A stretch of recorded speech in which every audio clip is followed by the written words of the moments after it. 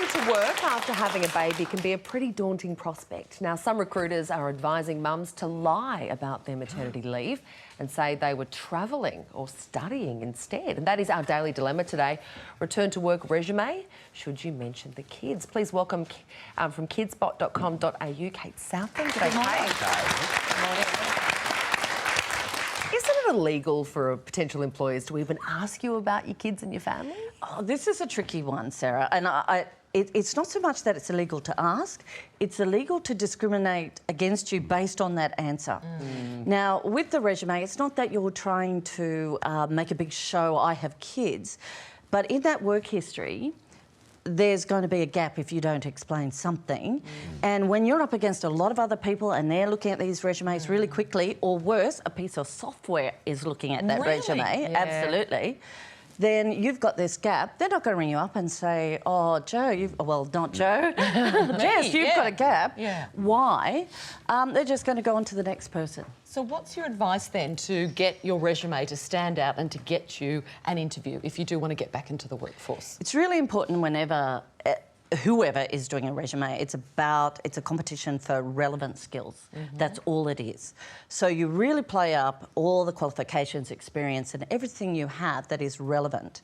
What you're doing with that career history, it could be one line, parental leave and the dates, or it could be a paragraph because maybe you're going for a project manager role and while you're on maternity leave or looking after children full-time for a number of years, you're also managing a family business. You know, that's what you would do there. I really don't agree with you. I've employed hundreds of women over the years and I've never had a problem with the fact that they have children.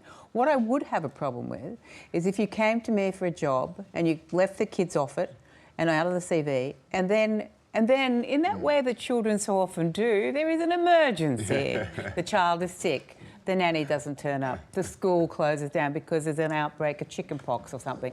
And so you've got to go and say to your boss, look, I'm really sorry, but I've got a problem with Jamie's school. You know, and then the boss thinks, oh, hello, she lied to me. Now, I think that's far worse. That's far worse. But we're not talking about, you know, continuing the omission of not admitting you're having children. But isn't the problem is this about getting to the interview process? Yes, it is. There's not enough progressive women like Ita in employer roles. There are. But also, Ita, you may not have been just got to stop the myth. All those Everybody resumes. who hires people does not discriminate against children. I just refuse to accept it. It's not true. I agree with that, and the Telegraph's actually been very good with me. And if the Telegraph's doing it, then everyone's. But you're not suggesting that women actually lie, are you? Absolutely not. You're saying, you know, instead of saying, "Oh, I was a stay-at-home mum," what if a woman at home called herself a domicile executive? I think it might attract the wrong kind of attention. I'm not sure. No, it's definitely not about lying. Yeah, household budget executive. There you go. Hey, come on, let's Sarah. And I was really shocked that any recruiter would tell someone that. I must admit, I thought that sounded a bit strange because a recruiter is only going to get paid if you're successful in the role, and telling you that you are studying or travelling, I mean, that is just ludicrous. There's enough pressure on women already.